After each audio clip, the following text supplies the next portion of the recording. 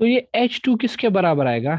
H2 अगर आप देखोगे तो U मैंने बोला अभी 0 है, T plus half of what is a तो आपको मिलेगा दैट इज G, और साथ में T स्क्वायर। ये कौन सा T है? हम बात कर रहे हैं B से लेके C तक, ये आपको समझना है, B से लेके C तक मोशन की बात हो रही है।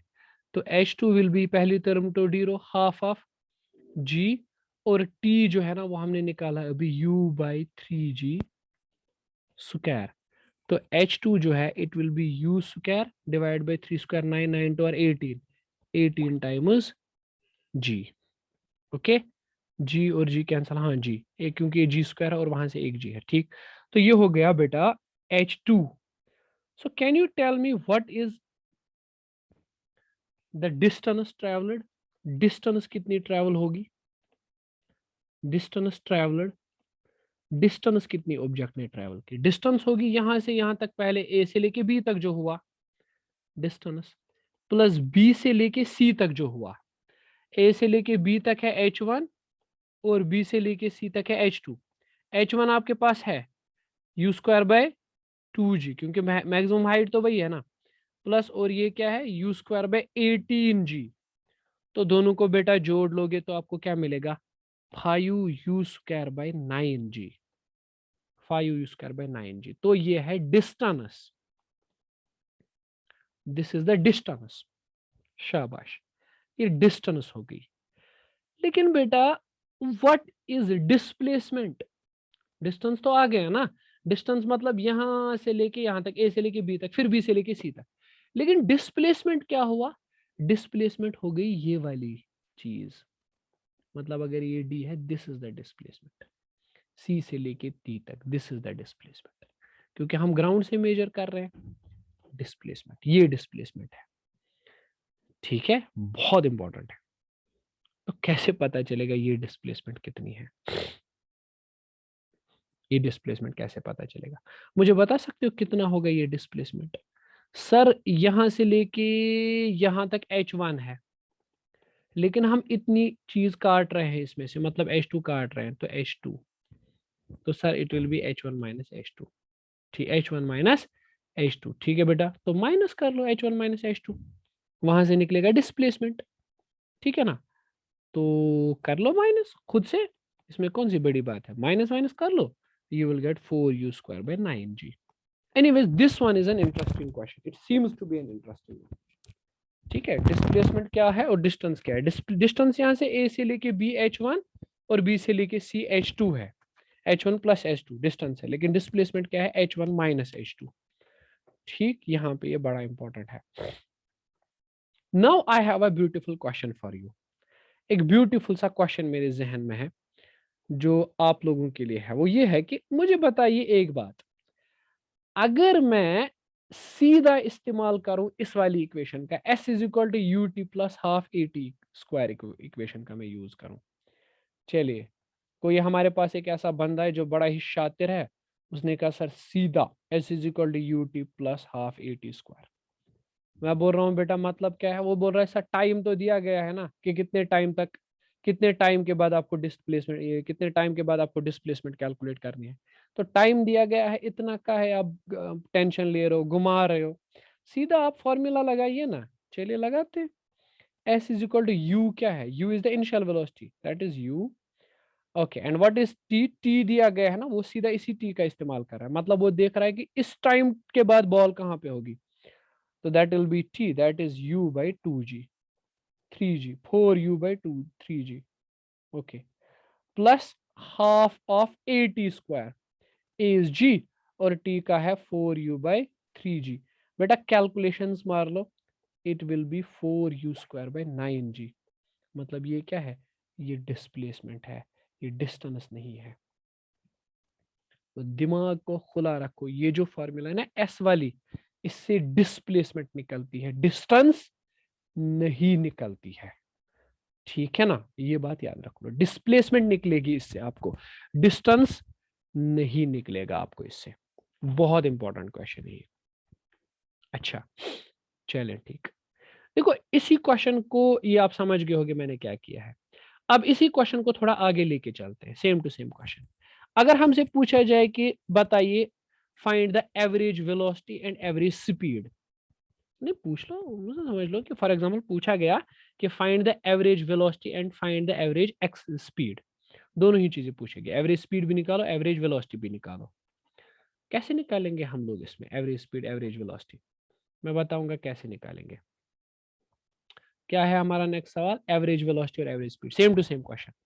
बताओ मुझे एवरेज स्पीड किसके बराबर है, average speed, speed speed speed that is total distance by total time, distance by time.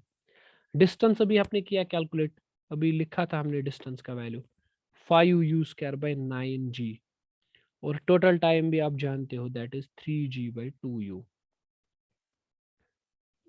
असल में टाइम है 4u/3g, ये वाला टाइम ना, इसी टाइम तक बॉल चली है, ठीक है।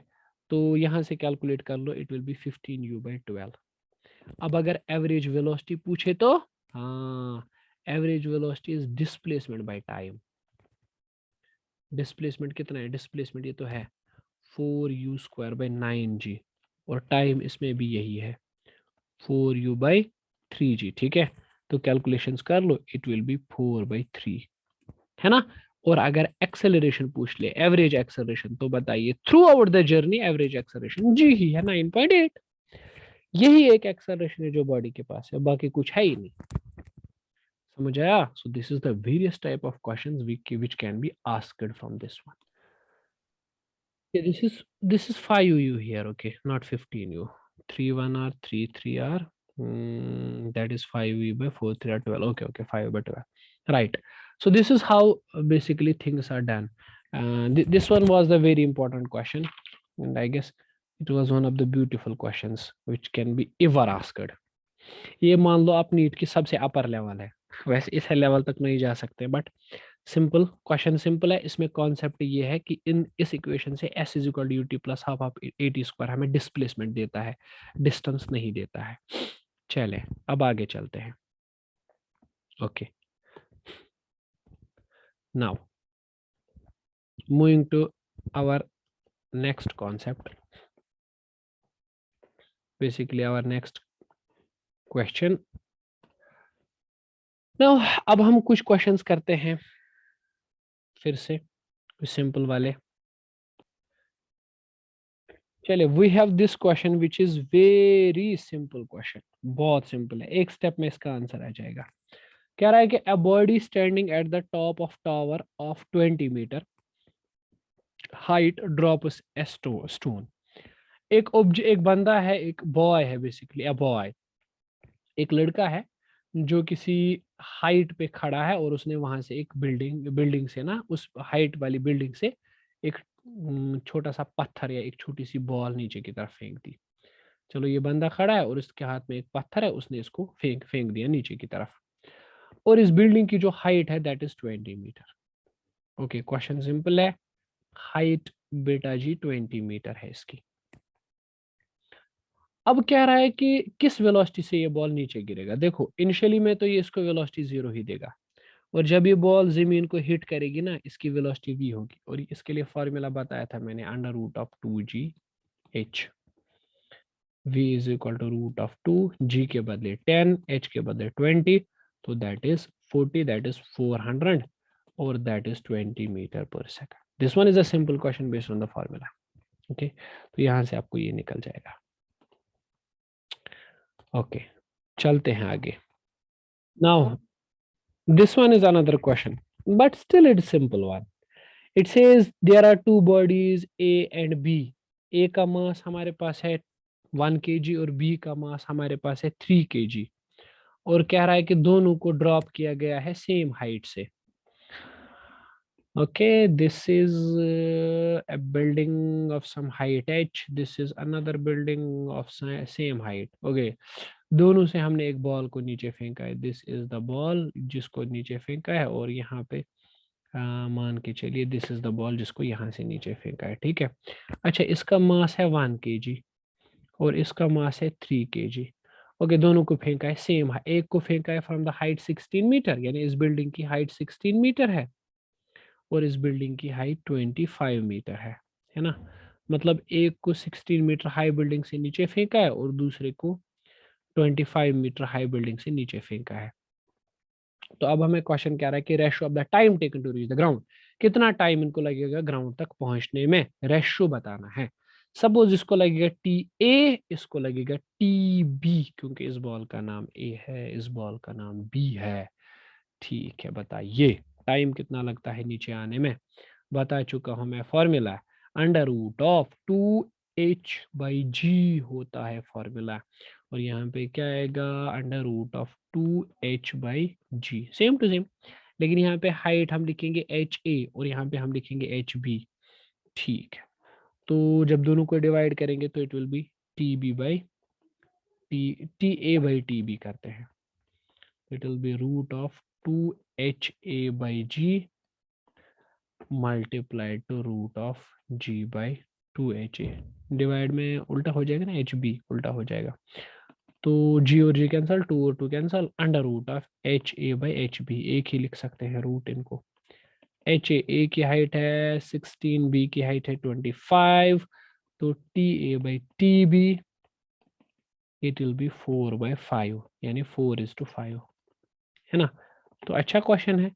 अच्छा, इसमें कंफ्यूजन कहाँ पे होता है स्टूडेंट्स को, गड़बड़ कहाँ पे होता है स्टूडेंट्स को, बच्चे बोलते हैं कि भाई मास दिया गया है लेकिन मास का तो यूज ही नहीं हुआ कहीं पे। क्योंकि बेटा जो भी बॉल ऊपर से नीचे गिरती है ना, जो भी चीज ऊपर से नीचे गिरती है, मास कुछ भी हो, वो कितने टाइम में नीचे गिरेगी वो सिर्फ उसकी हाइट पे डिपेंड करेगा और किसी चीज पे नहीं। सिर्फ हाइट पे डिपेंड करता है कि कोई भी चीज ऊपर से कितने टाइम में नीचे आएगी, वो सिर्फ उसकी हाइट पे डिपेंड करती है, उसके मास पे डिपेंड नहीं करती है। ठीक है ना। हम यहाँ पे एयर रेजिस्टेंस को बिल्कुल भी नेग्लेक्ट मान के चल रहे हैं, हम कह रहे हैं कि कुछ नहीं है, कुछ नहीं होता है एयर रेजिस्टेंस, एयर रेजिस्टेंस जैसी नाम की कोई चीज ही नहीं होती है, ऐसा हम यहाँ पे एज्यूम करते हैं। ठीक है, देखो यार ये नया क्वेश्चन है, क्वेश्चन बहुत इंटरेस्टिंग है। कह रहा है कि a body is released from rest at height h, एक बॉल है जिसको हमने हाइट h से रिलीज किया है रेस्ट पे। ठीक है ना, ऐसे करके समझ लो कि एक बड़ी सी बिल्डिंग है और इस बिल्डिंग से हमने इस बॉल को रिलीज किया है, ये ग्राउंड है और दिस इज द बॉल जिसको रिलीज किया गया है इस हाइट से, और इस बॉल की जो इनिशियल वेलोसिटी दी गई है ना वो 0 है, मतलब कोई वेलोसिटी नहीं दी गई है, ये under the effect of gravity नीचे आएगा। ठीक है, okay, the height of the building is h, height यहाँ पे जो बिल्डिंग की दी गई है that's h। Okay, that's absolutely fine, this height is h। Okay, this height is h। अब कह रहा है कि it covers the distance as much as distance in 3 seconds, ये 3 सेकंड के अंदर उतनी ही डिस्टेंस ट्रेवल करता है जितनी डिस्टेंस ये लास्ट सेकंड में ट्रेवल करेगा। मतलब अगर ये लास्ट सेकंड में ये जितनी डिस्टेंस ट्रेवल कर सकता है ना, उतनी ही डिस्टेंस ये पहले 3 सेकंड में ट्रेवल करता है, पहले 3 सेकंड्स में उतनी ही डिस्टेंस जितनी कि लास्ट सेकंड में, 1 सेकंड में। तो आपको बताना है किस हाइट से ये रिलीज की गई है ना। चलो मान के चलो कि पहले 3 सेकंड्स में यहाँ तक ये पहुंच रही है, ये हो गया फर्स्ट 3 सेकंड्स, पहले 3 सेकंड्स, और मान के चलो कि ये डिस्टेंस s है जो ये पहले 3 सेकंड्स में ट्रेवल करता है। ओके, ये बराबर उतनी ही डिस्टेंस ट्रेवल करता है 3 सेकंड में जितनी ये लास्ट वाले सेकंड में करता है, और मान लो यहाँ से ये नीचे आ रही है यहाँ तक, और ये लास्ट सेकंड है, last second, I don't know कौन सा सेकंड है लेकिन लास्ट है। मान के चलते हैं कि nth सेकंड है, ये nth सेकंड, और उसमें भी ये कितनी डिस्टेंस ट्रेवल करता है जितनी की ये पहले सेकंड में कर रहा है, मतलब जितने पहले 3 सेकंड में, मतलब ऐसे ही कर रहा है डिस्टेंस ट्रेवल।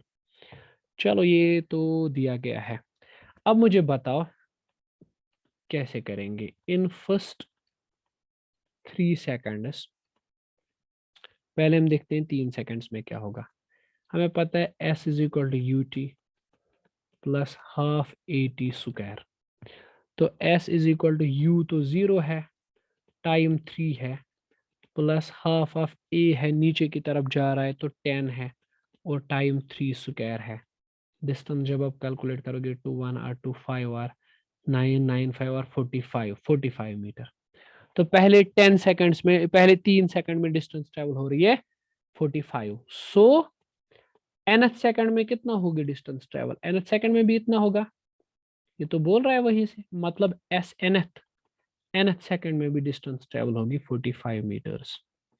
लेकिन हमें पता है कि nth सेकंड में डिस्टेंस किसके बराबर होता है, फॉर्मूला हम जानते हैं, u plus a/2 into 2n-1, ये फॉर्मूला है।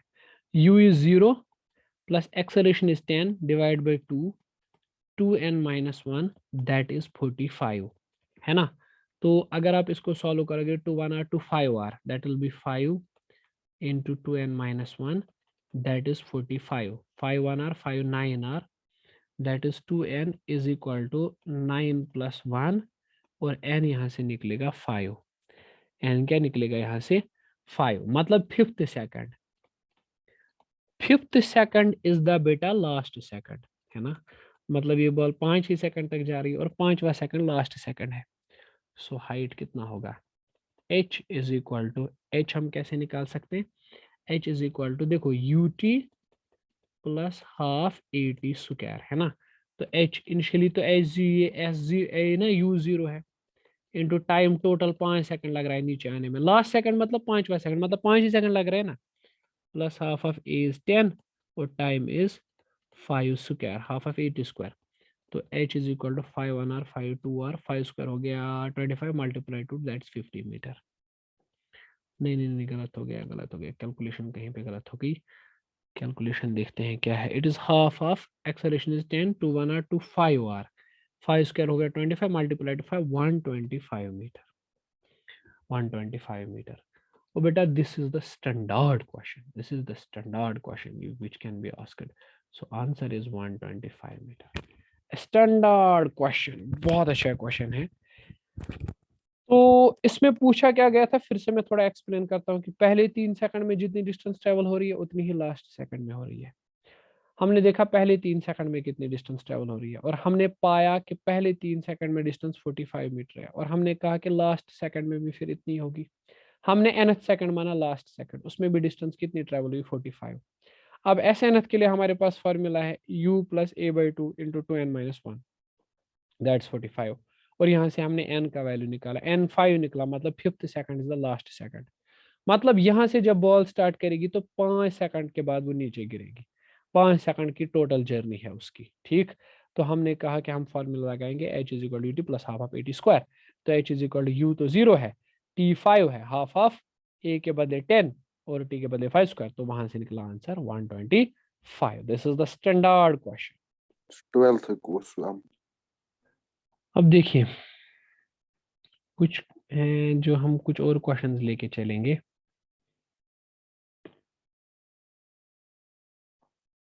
चले, this one is the question, next question, our next question. Basically क्या है कि कह रहा है कि water drops are falling at the regular intervals from a tap of height 5 meter. The moment when first water drop reaches the ground, the third leaves the tap. Find the position and the distance of second drop from the ground. Beta, these problems are called as tap problems. और इस तरह की problems NEET में और JEE में आना common बात है। देखो है क्या ये प्रॉब्लम, कह रहा है कि हमारे पास एक टैप है, एक नल का है मान लो, ठीक है, दिस इज अ टैप। और इस टैप की खास बात क्या है कि पहली ड्रॉप निकलती है ना, फिर जब वो पहली ड्रॉप ग्राउंड को टच करती है, फर्स्ट ड्रॉप जैसे ही वो ग्राउंड को टच करती है तभी वहां नल के से थर्ड ड्रॉप निकलती है। अब आप पूछोगे सर दूसरी ड्रॉप कहाँ गई, दूसरी ड्रॉप निकल चुकी होगी, वो बीच में कहीं पे होगी। इंफॉर्मेशन देखो क्या है कि जब पहली ड्रॉप जमीन पे गिरती है तभी वहां से तीसरी वाली ड्रॉप निकलती है। तो क्वेश्चन पूछ रहा है कि दूसरी जो ड्रॉप होगी, दूसरी वाली ड्रॉप, उसकी तुम्हें पोजीशन बतानी है फ्रॉम द ग्राउंड, उसी की तुम्हें पोजीशन बतानी है फ्रॉम द ग्राउंड। अरे बेटा बहुत इंटरेस्टिंग क्वेश्चन है, चलो मैं इसको करके दिखाता हूँ करना कैसे इस क्वेश्चन को। लेट अस सी कि कैसे करेंगे इसको। देखो बेटा क्वेश्चन क्या कह रहा है, क्वेश्चन कह रहा है कि मेरे पास एक टैप है, दिस इज अ टैप, आराम से समझोगे इस क्वेश्चन को। दिस इज अ टैप, और इस टैप से जब पहली वाटर ड्रॉपलेट निकलती है ना, वो गिरते गिरते गिरते वो वाटर ड्रॉपलेट मान लो जमीन पे गिर गई, यहां तक पहुंच गई फर्स्ट ड्रॉप। ये फर्स्ट ड्रॉप जमीन से गिरी जमीन पे, ठीक है। उसके बाद क्या होता है कि जब ये जमीन पे गिरती है, वहां से कौन सी ड्रॉप निकलती है, वहां से थर्ड ड्रॉप निकलती है, ठीक है। Let me show the third drop with red colour. वैसे ये रेड कलर है, ये थर्ड वाली ड्रॉप है। अब this is the third drop. फिर आप पूछेंगे सर दूसरी वाली ड्रॉप कहाँ गई? बेटा दूसरी वाली ड्रॉप बीच में कहीं पे होगी, पहुंची होगी बीच में, और क्या करेंगे, सेकंड ड्रॉप बीच में कहीं होगा। ठीक, देखो, और दिया गया है कि height of the tap from the ground is 5 metre. Okay, ये टैप कितना ऊंचा है ग्राउंड से? ये 5 मीटर की ऊंचाई पे ये टैप है। ओके, आपसे पूछा है सेकंड वाली ड्रॉप की हाइट बतानी है।